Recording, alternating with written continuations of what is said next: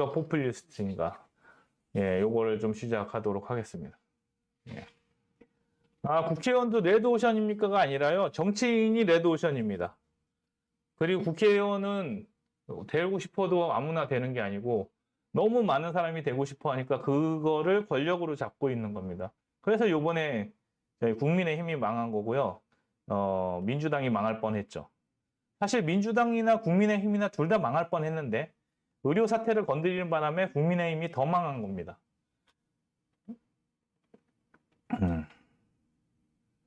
그래서 이제 요거 좀 진행을 해보겠습니다. 예.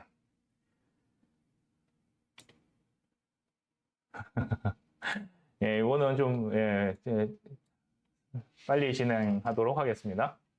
누가 포퓰리스트인가? 그들이 만나는 국민에 내가 들어갈까? 이게, 그 국민의 갈라치기라는 거거든요. 요걸 바로 시작하겠습니다. 우리가 포퓰리즘이라고 하면은 어떻게 변화해 왔는가, 이 포퓰리즘의 인식이 어떻게 변화해 왔는가를 좀 알아볼 필요가 있고요. 요거 내용은 요 책을 참고해가지고 정리한 겁니다. 요 책에다가 제가 이제 좀 더 공부할 수 있는 거 추가해가지고 정리를 했고요. 요 책이 값은 비싼데 내용은 되게 알찬 것 같습니다. 그래서 요걸 가지고 같이 이야기를 나눠보도록 하겠습니다. 포퓰리즘이라는 게 옛날에는 이런 병리적인 현상으로 봤습니다. 그러니까 민주주의가 타락하면 포퓰리즘이다 라고 생각을 해서 이렇게 봤었거든요. 그런데 1999년에 들어서 뭐 했냐면은 어쩔 수 없이 생기는 거다. 민주주의라는 게 있다면 포퓰리즘은 그림자다. 어쩔 수 없이 생기는 거고 민주주의는 옳은 건데 포퓰리즘은 그림자다라는 식으로 내려왔습니다. 그래서 대의민주주의의 어두운 면이다. 문제점이다라고 얘기를 하는 거죠. 그러니까 포퓰리즘은 문제점으로만 본 거예요. 어쨌든 간에 여기보다는 조금 나게 봤는데 여전히 문제점으로 봤고요. 이제 2003년에 RDT라는 사람이 어떤 식으로 얘기를 했냐면은 변방에 있는 거다. 포퓰리즘은 민주주의와 구분은 안 되지만 변방에 있는 어떠한 것이다 라는 식으로 얘기를 한 거죠. 그래서 주변부 중에 하나다라고 한 게 이제 포퓰리즘입니다. 그래서 이게 지금 제가 볼 때는 가장 잘 정리된 개념이고요. 이 경계가 모호하다는 게 특징입니다. 그러니까 민주주의랑 포퓰리즘이랑 딱 구분할 수 있냐 그랬을 때 엄밀하게 구분은 할 수 없습니다. 그런데 어떤 게 제일 중요한 거냐 했을 때 저는 대의민주주의를 거부하고 직접 참여를 내세우는 게 포퓰리즘이다. 그러니까 아까 전에 말씀드렸던 국민의 60%가 원한다. 국민의 절반이 원한다. 국민의 70%가 원한다. 이게 포퓰리즘의 핵심입니다. 이런 거를 갖고 들어가는 것. 국민의 눈높이가 맞지 않는다. 이런 것들이 다 포퓰리즘입니다. 그렇다면은 박민수도 포퓰리즘이고 윤석열도 포퓰리즘입니다. 왜냐하면 국민을 판다는 거는 국민의 직접 참여를 얘기하는 거죠. 여론을 갖고 얘기하는 거는 국민이 이렇게 원하니까 우리가 이렇게 해준다라는 식으로 얘기를 하는 거죠. 그래서 포퓰리즘을 좋게 보는 사람들은 이제 라틴 아메리카 서민들이 뭐 위상이 강화됐다라는 생각도 있고요. 비판적인 시각은 이렇게 문제의 원인이다라고 얘기하는 거죠. 이 두 가지는 그냥 참고로 보셨으면 좋겠습니다. 그러면은 포퓰리즘은 어떻게 생기냐? 어디에 기생을 하는 거냐? 어디에서 이렇게 생기냐? 이 갈라지는 이 틈 안에 포퓰리즘이 사는 건데 시민하고 권력자 사이에 포퓰리즘이 생존을 하는 겁니다. 근데 여기에 뭐가 있냐면은 대의민주주의라는 것이 계속 밀리면은 이 포퓰리즘이 굉장히 강해지는 겁니다. 그러니까 국민이라는 거, 국민을 내세우는 정부, 그러니까 국민의 뭐 눈높이가 맞지 않는다 이런 식으로 얘기하는 이 정부도 포퓰리즘이고 또 대의민주주의를 말고 참여민주주의 얘기하면서 국민 참여, 시민 참여 이런 식으로 얘기하는 정부들은 다 포퓰리즘입니다. 그래서 포퓰리즘을 보는 거는 아주 간단합니다. 그냥 모든 사람이 다 이런 식의 참가를 원한다고 생각하면 포퓰리즘이 되는 거죠. 그래서 전 국민 25만 원이 포퓰리즘이 되는 겁니다. 전 국민한테 물어보는 거죠. 25만 원 받을래 안 받을래? 그러면은 받을래. 그러면은 이게 국민의 뜻이다. 이런 식으로 가는 거거든요. 근데 여기에서 나온 처방에 대해서는 두 가지가 있어요. 그러니까 면역이 되려면, 이런 포퓰리즘이 면역이 되려면 두 가지가 있어야 되는데, 하나는 의회가 제 역할을 다해야 된다는데, 이거 이미 망가져 있고, 우리나라는. 또 행정부의 행정 편의적 발상을 버려야 된다고 하는데, 이게 지금 의료 사태를 보여주는 가장 큰 원인입니다. 얼마나 행정 편의적입니까? 그 증언하는 거 보셨잖아요. 몇 명이 어떻게 늘어난 게 아니라 그냥 딱딱딱 120명, 딱딱딱 200명, 딱딱딱 300명 이렇게 꽂아놓은 게 이번에 증언이잖아요. 예. 그러니까 이런 거를 가지고 우리가 봐야 됩니다. 근데 지금 어떻게 되겠습니까? 의회도 망가져 있죠. 행정부도 개판입니다. 그러면은 우리의 느낌으로는 와, 이거는 이제 어떻게 하냐? 우리나라는 포퓰리즘의 세상이냐 아니냐 이렇게 되는 거죠. 그래서 민주주의라는 게 두 가지 얼굴을 갖고 있습니다. 우리는 이 두 가지 얼굴을 잘 선택을 해줘야 돼요. 우파는 어느 쪽으로 가냐면은 이쪽으로 갑니다. 실용성으로 가고 있거든요.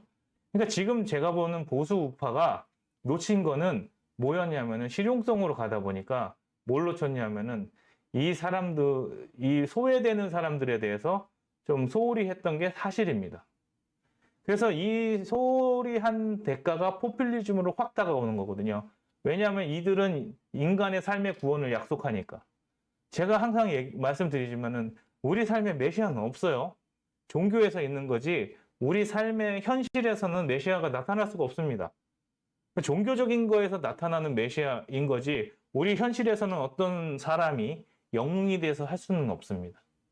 근데 그거를 해주겠다고 약속을 하는 거고, 이게 저번에 말씀드렸던 도그마가 되는 거고, 이것이 그 대의 명분이 되는 거죠. 그러니까 이 대의 명분이 되고 도그마가 된 게 실용주의를 배제시키고 정치 이념이 가행되니까 이쪽으로 가는 겁니다. 그리고 자꾸 주권 얘기하면서, 예? 헌법 조무사 있잖아요. 주권 얘기하는 헌법 조무사나 참여 확대하고 시민단체 뭐 이렇게 얘기하는 사람들이 다 이런 겁니다. 근데 이게 왜 그렇게 됐냐 했을 때 너무 엘리트주의로 갔기 때문이에요. 사실 이게 엘리트주의가 맞거든요. 맞습니다. 이게 엘리트주의로 가야 실용성이 생기고 효율성이 생기고 나라가 발전합니다. 그거 부정할 수 없어요. 근데 뭘 놓치는 거냐면은 거기서 소외되는 사람들을 어떻게 이탈 안 시킬 것이냐는 거죠. 그것이 배제되니까. 여기처럼 구원이 배제됐다고 하는데 구원을 우리가 무슨 메시아가 돼서 구원을 해주겠다가 아니라 이렇게 소외되는 사람들을 어떻게든지 이 대열 안에 끌고 들어와야 되는데 이 소외되는 사람들을 밖으로 소외시켜 놓으니까 이 포퓰리스트들이 이 사람들을 선동해 가지고 같이 들어오는 겁니다. 그래서 이게 포퓰리즘이 지금 이렇게 된 거는 좀 의사분들이 생각하실 때 이제 건강의 적신호, 이제 각 분야가 다르실 건데, 그렇죠? 그 적신호로 받아들여야 됩니다. 그래서 이제 이게 그렇습니다. 암 말기 아니냐 그러면은 저도 할 말은 없죠. 그러니까 진단은 제가 어떻게까지 내려야 될지 모르겠습니다. 근데 이게 암 말기다. 그러니까 이 나라 죽여야 되냐, 이 나라 떠야 되냐 이렇게 얘기하시면은 뭐 답은 없습니다. 근데 그게 아니라 지금 이 정도로 망가져 있으니까 여기서부터 다시 치료제를 넣어가지고 건강을 회복시켜 보자라는 좀 긍정적인 마인드로 좀 가져가셨으면 좋겠다는 거죠. 제가 지금 안타까운 건 뭐냐면은 물론 우리 중에 되게 뛰어난 사람들은 어디 가도 잘 살 거예요. 그런데 어딜 가서 거기에서 적응해가지고 그 소수의 집단에서 다시 잘 사는 것보다는 좀 바보 같고 멍청하고 다 망가진 이 나라를 조금이라도 좀 이게 우리가 좀 더 엘리트적인 입장에서 좀 쥐고 가는 게 좀 더 살리기가 더 편하지 않을까라는 생각은 있습니다. 예. 그래서 이게 우리가 보는 거는 다 죽은 것 같잖아요. 이제 더 이상 살 가망성이 없는 것 같으니까 자꾸 이민 간다, 포기한다 이런 얘기가 나오는 건데, 예. 해외 도피가 꼭 답은 아닙니다. 예. 예, 우리 승님께서 말씀하신 것처럼. 예. 그래서 제가 볼 때는 큰 종양일 수 있습니다. 예. 그거를 좀 우리가 좀 긍정적으로 보고 좀 낮춰서 보자는 거죠. 그래서 여기서 핵심은 포퓰리즘이랑 민주주의랑 이게 딱 선을 그을 수가 없습니다. 딱 선을 그을 수가 없기 때문에 뭘 해줘야 되냐면은 예, 이런 거, 이거는 포퓰리즘, 이거는 민주주의야 이렇게 얘기할 수는 없으니까 어떻게 해줘야 되냐면은 그냥 우리가 살면은 내 안에 기생충이 생기는구나. 그러면은 그거를 너는 아니다라는 식으로 가면은 안 된다라는 겁니다. 이거 기생충이니까 죽여야 돼 해서 이거를 잘라내는 식으로만 계속 가면은 사실 뭐 암도 그렇잖아요. 암을 잘라내서 살 수는 없잖아요. 암을 제거하려면 내 상처도 많이 도려내야 되는 거죠. 그래서 면역으로 이길 수 있도록 만들려면 너희가 아니다라는 것보다는 이것이 맞다라는 싸움으로 가야 되는 겁니다. 그래서 제가 지금부터 계몽을 하자고 하는 게 이겁니다. 제가 조금 뭐 여러분들한테 이렇게 말씀드리는 게 개념을 잡아서 정리를 해서 말씀드리는 거고 조금 여러분과 안 맞으면은 다시 이렇게 조율을 하면 됩니다. 근데 담론조차도 꺼내지 못하면은 이 싸움에서 지는 거예요. 그래서 지금 저는 우파가 이 담론 싸움에 많이 무너졌다 생각하고 그냥 이재명 아니잖아, 조국은 아니잖아 이런 식으로 여태까지 오다 보니까 이상한 윤석열 같은 사람들을 대통령으로 세우고 우리가 지금 고통받고 있는 겁니다. 그래서 그런 사람들이 아닌 우리는 이런 거를 추구한다라는 거에 제가 지난 시간에 말씀드린 게 가정에서 출발해야 된다. 왜냐, 가정이 구성원이고요. 적혈구, 뭐 백혈구 이렇게 생산해내는 그 역할을 해주는 게 가정이라고 생각해요. 맑은 피를 만들어내고 재생하게 만들어내고 어쨌든 간에 이 사회의 구성원들을 계속 생산적으로 만들어내는 건 전 가정이라고 생각합니다. 그래서 출산율이 점점 줄어들고 새로운 신입 멤버들이 충족되지 않는 그 집단은 죽게 돼 있거든요. 그래서 썩은 사람들 어떡합니까? 뭐 암덩어리가 뭐 저희 안에 없는 게 아니잖아요. 근데 매일매일 암덩어리들이 이렇게 제거되고 있는데 그 제거되지 못한 암덩어리들이 점점 커지면 몸이 해쳐지는 것처럼 그냥 우리가 면역력을 키워야 됩니다. 그래서 지금 피를 다시 생산하고 산소를 공급하는 것처럼 가정을 조금 다시 탄탄하게 만들어내면 저는 우리가 재생하고 다시 일어설 수 있을 것이라고 저는 희망을 갖고 있습니다. 그래서 담론의 가장 큰 부분은 어디에서 시작해야 되냐 해서 저는 이 가정에서 시작하는 거고요. 가정이 잘 탄탄하게 되면은 이제 우리가 갖고 있는 가정에 대해서 갖고 있는 이 생각들이 주변에 좀씩 퍼져나가야 됩니다. 우리가 가정을 이쁘게 잘 만들어서 가면은 부러워합니다. 그러니까 아이들을 키우기 힘들어요. 아이들 커는 게 너무 힘듭니다. 이런 식의 탄식을 하게 되면 누가 결혼을 하고 싶습니까? 배우자랑 사는 게 힘들어요. 저놈은 왜 나랑 결혼해가지고 내 인생을 이렇게 망쳐놨을까? 이런 푸념을 하기 시작하면은 누가 결혼을 하고 싶습니까? 그런데 나의 배우자는 정말 좋고 내 자식들은 정말 좋고 정말 좋은 모습들을 보여주면은 누구든지 결혼하고 싶을 겁니다. 지금 그 담론에서 지금 졌다고 생각하는 거니까요. 요거에 대해서 같이 고민해 주시고 같이 갔으면 좋겠습니다. 네. 그래서 민주주의라는 게 이런 모닥불입니다. 아무리 따뜻하고 모닥불을 쬐어도 이 포퓰리즘은 항상 존재합니다. 이 한기는 항상 존재하니까 이 한기를 막아내는 끊임없는 노력이 필요한 거죠. 이렇게 봐주시면 좋겠습니다. 그래서 포퓰리스트들이 어떻게 나오냐? 그래서 세 가지가 나오는데요. 첫 번째는 이제 식민화하고 점령하는 경향이 있습니다. 그래서 사법, 언론, 그다음에 반대자를 기득권의 수하인이나 매국노로 만든다. 이거 지금 그냥 쭉 느껴지시는 걸 겁니다. 그다음에 정치적 후견주의라고 그러는데 이게 뭐냐면은 대중으로부터 지지를 받으면 뭘 주냐면은 기본소득을 주는 겁니다. 유형, 무형의 반대급부죠. 이게 하나는 기본소득이고 제가 무형으로 생각하는 게 그런 겁니다. 변호사, 자격증 남발하고, 법대 증원하고, 로스쿨 많이 만들고, 그 다음에 의대 증원해가지고, 야, 너네도 다 의사 될 수 있어. 이런 것들이 저는, 대가라고 생각을 하는 거예요. 그래서 국민들이 열광하는 거죠. 와, 나도 의사가 될 수 있어? 옛날에는, 와, 저 공부를 해야 되는 건데. 근데 저는 그렇게 생각해요. 다 무너지고 의사만 남은 겁니다. 엘리트 영역이. 그러니까 의사는 뭐 했냐가 아니라 다 무너지는 그것들을 너무 좋아한 거죠.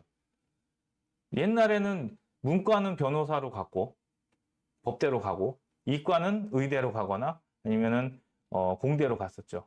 근데 공대가 잘 먹고 잘 사는 게 다 무너지고 그다음에 법대가 먹고 사는 게 무너지고 그래서 사범대로 가고 교대로 가고 공무원으로 갔는데 그런 것들이 지금 다 무너졌습니다.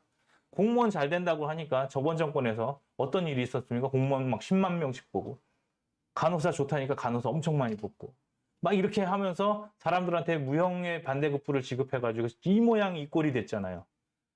예? 재난지원금 주고 일자리 준다고 하고 막 공무원들 늘려놓고 이러다 보니까 이제 전반적으로 다 사회가 무너지는 거고 차별적 법치주의가 이겁니다. 내 편이면은 무조건 다 봐주고 남의 편이면은 무조건 처벌하고 지금 이게 우파가 살기 좀 어려운 환경일 수 있습니다. 왜냐하면은 지금 의대도 똑같이 하고 있지 않습니까? 뭘 하면은 법으로 다스린다 그러고 압수수색부터 하는 거죠. 근데 자기네 편은 뭐 합니까?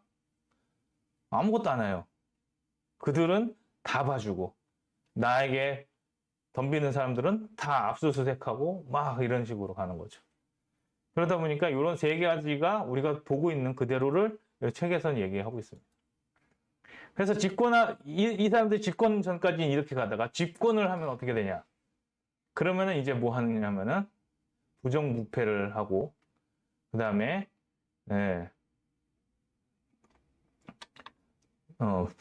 부정부패를 저지르는데 이게 뭐 하냐면은 견제와 균형의 원리를 준수하지 않는 겁니다. 이거 법치주의 막 망가뜨리고 선거제만 계속 유지하는 거죠. 지금 이렇게 되다 보니까 지금 계속 나오는 게 뭐냐면은 이렇게 되는 게 어떤 문제냐면은 견제와 균형의 원리를 준수하지 않고 법치주의를 무너뜨리면서 뭐만 갖고 갑니까? 선거제만 계속 가져가면서 자기 계속 퍼주는 거죠. 그러니까 이거에 반동하는 사람들이 얘기하는 게 부정선거라는 얘기가 나오는 겁니다. 저는 부정선거에 대해서 제가 잘 모르기 때문에 이다 아니다라고는 말씀을 못 드려요. 그리고 이 채널이 그렇게 가지는 않을 겁니다. 그런데 그런 얘기가 나올 수도 있다는 것은 뭐냐? 선거제는 유지되는데 법치주의와 견제균형이 안 되니까 그런 오해를 살 수 있고 그런 음모론들이 막 튀어나오게 되는 겁니다. 그래서 무질서해지는 거죠. 그래서 그들의 부정부패도 지지자들한테 뭡니까? 그러니까 이재명을 좋아할 수밖에 없는 거예요. 왜?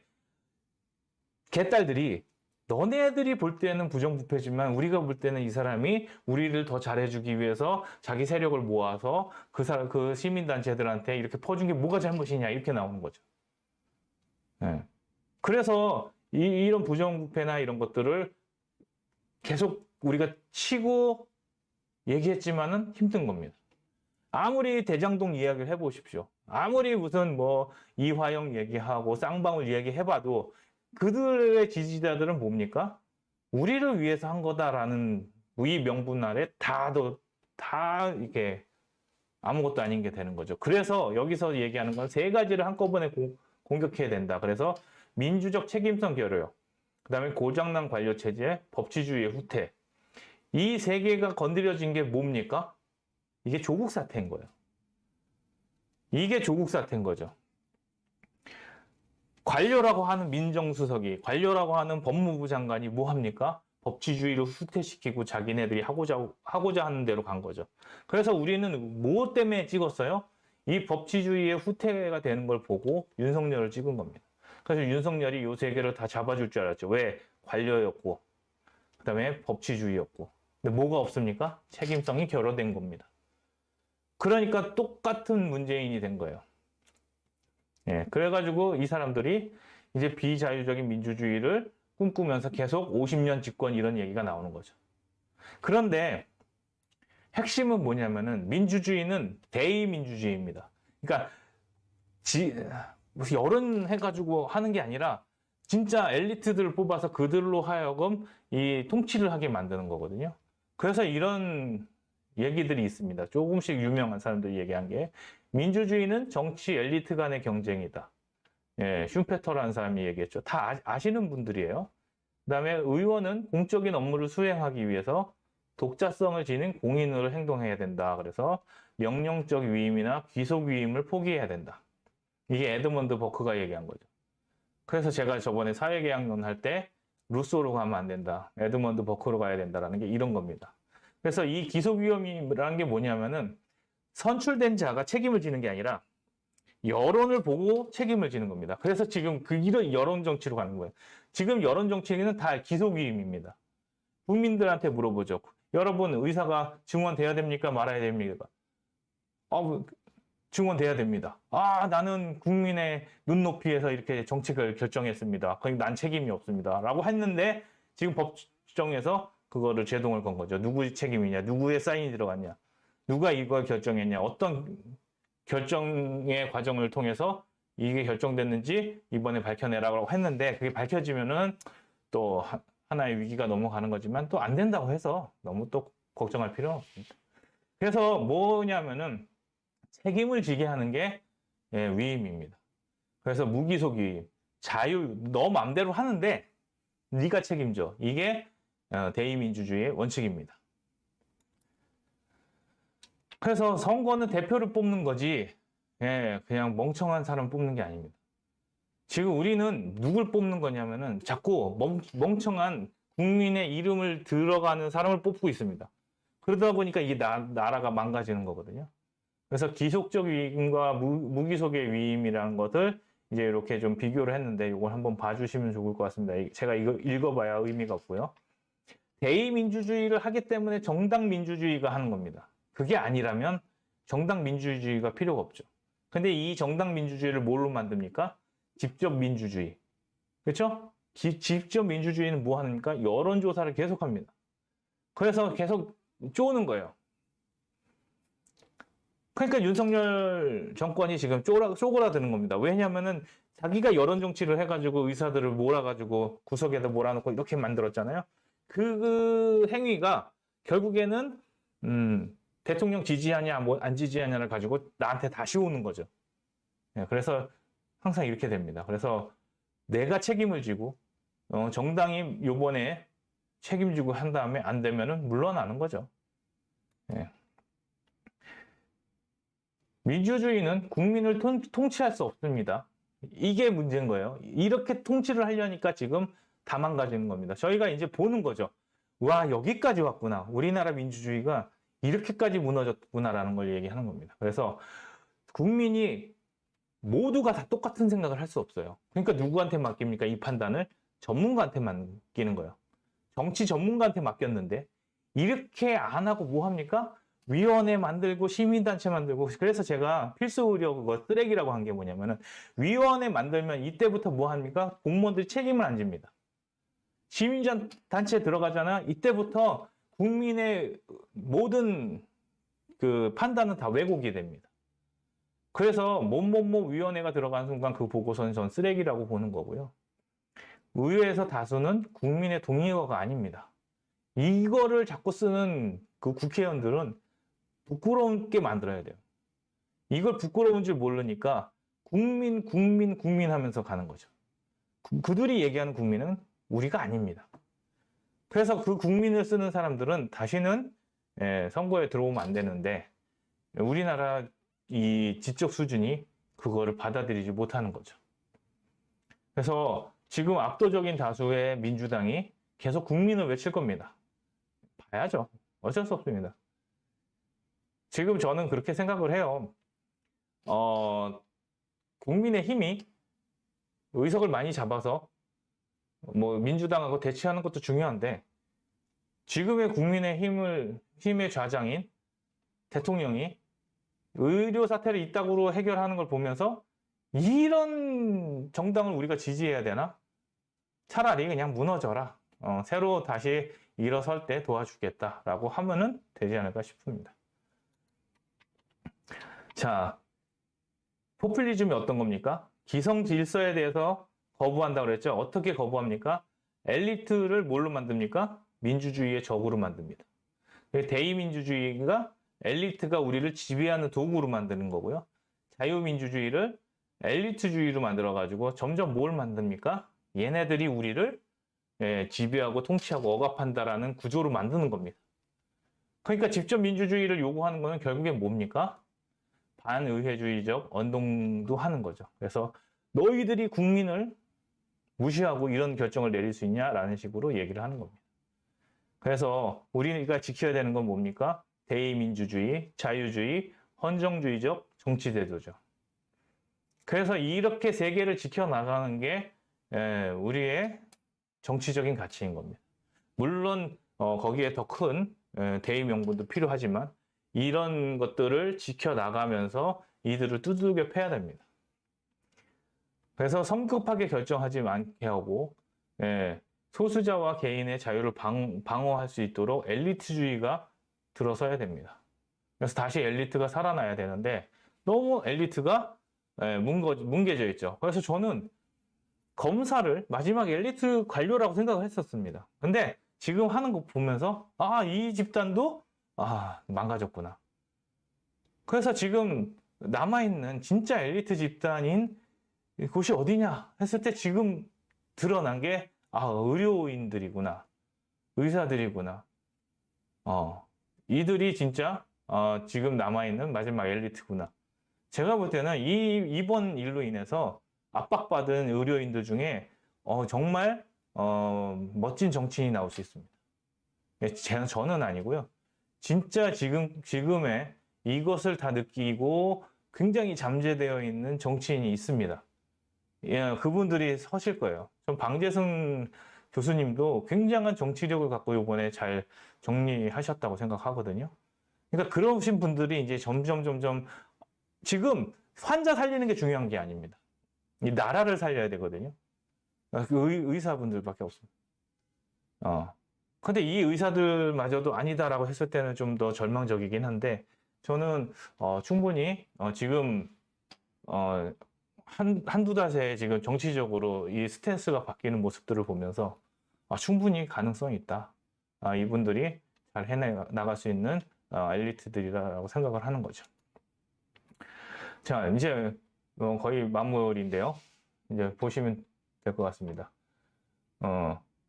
퍼플리스트들은 자기의 피플의 대표인 거죠. 그래서 정의롭고 도덕적으로 순결하다고 생각하는 거고, 그래서 포퓰리즘을 지지하는 겁니다. 그래서 포퓰리스트를 지지하는, 이재명을 지지하지 않는 국민은 국민이 아닌 거죠. 인민이죠. 더 피플인. 이 사람들은 더 피플이 아니다. 그래서 집권 전에는 제도의 적이고 기속임을 원하고 저항정당으로 가다가 집권이 되면은 이제 종말론적인 대립 상태를 꾸며내니. 그래서 나오는 게 헬조선 이런 겁니다. 우리가 지금 이런 프레임에 다 갇혀 있는 거예요. 그래서 이걸 벗어나야 됩니다. 우리가 여기를 망했다 하면 우리가 할 수 있는 게 없습니다. 그래서 실패한 것도 예전의 사람이다. 이재명이라는 사람을 딱 보면 딱 포퓰리스트의 전형적입니다. 우리가 반면교사로서 진짜 잘 배울 수 있는 사람인 거예요. 그래서 이번에 잘 정리가 되면은 다시는 그런 사람들이 점점 올라가지 않을 것 같습니다. 그래서 사회 장악 단계가 갈등 조작하고 국가 장악하고 부정부패하는데요. 지금 제가 볼 때는 한 4번까지 온 것 같아요. 4번까지. 이제 5번은 아직 5번 하고 있는데 이 억압이 쉽지는 않습니다. 지금 우리들이 저항하는 걸 보면은 아직은 사회 억압까지는 안 가고 요거 풀어서 지금 후견주의가 그거잖아요. 그 단계에 한 절반 정도 오지 않았나. 조금 있으면 무상급식부터 시작해서 지금까지 온 것들이 이제 기본소득까지 들어가기 시작하면은 이제 후견주의도 끝난다고 봐야죠. 그래서 이렇게 생각을 해보시면 좋겠고요. 민주주의의 과제는 두 가지가 있습니다. 하나는 뭐냐면은 제도로부터 이탈하는 사람들입니다. 아, 나는 도저히 같이 못 가겠어. 나는 그냥, 이 사회에서 나는 이렇게 먹고 살지 않을래 하고 막 자살하거나 아니면 그냥 일 안 하거나 아무것도 안 하는 그런 최저 계층들이 자꾸 나오는 거고요. 노동하지 않으면서 계속 빨아먹습니다. 표를 주면서. 그래서 이런 노동하지 않는 기생충들을 만들면 안 되는 거죠. 이 사람들이 이 안으로 들어오게 만들어야 됩니다. 그 다음에 상류층에서 뭐 하려고 그러면은 이 법이 나를 자꾸 옥매는 게 싫어서 돈을 주고라도 내관내소하거나 그 다음에 내가 죄를 저질렀지만 이렇게 돈을 주고 나온다든지 아는 사람 통해서 이런 것들을 잘 피해 간다든지 제가 나이에서도 얘기했지만 내가 나한테 왜 이래? 내가 니네들이 어떻게 키웠는데 나한테 내가 오줌 노상봉뇨했다고 이렇게 잡아가야 돼 이런 식으로 나오는 거죠. 이런 것들을 잘 우리가 해서 상류층은 일탈하지 않도록 만들고요. 여기에 뭐 마약 있고 성적인 문란이 있고 이런 식의 상류층이고 하류층은 아예 그냥 자기 삶을 포기하는 사람들이니까 이 두 층을 어떻게 하면은 이 대의민주주의 안에 다시 집어넣어서 이 법으로 돌아갈 수 있게 만드느냐가 제가 볼 때 민주주의의 과제입니다. 그래서 우리는 이게 이분법적인 적대 정치를 하지 않아야 되고 단순화 만들면 안 되고요. 불평등을 구조화시키는 일들을 그들이 명분을 삼지 않도록 해야 됩니다. 그래서 이 희생양을 없애려고 우리가 복지를 하는 겁니다. 얘네들은 선동하면 바로 넘어가거든요. 그래서 여기서부터 지금 올라온 게 지금 민주당의 힘입니다. 운동권들의 힘이고. 이들이 맨 처음에 운동하면서 어디로 들어갔습니까? 이런 하류층의 계층으로 들어가서 노동운동하고 노조 만들고 하고 여기까지 올라온 거죠. 지금 우리는 어떻게 해야 됩니까? 그것들을 다 정리를 해가지고 좋은 나라를 만드는 게 중요하다. 그래서 어디서부터 시작하냐? 저는 그게 가정이다라고 생각하는 겁니다.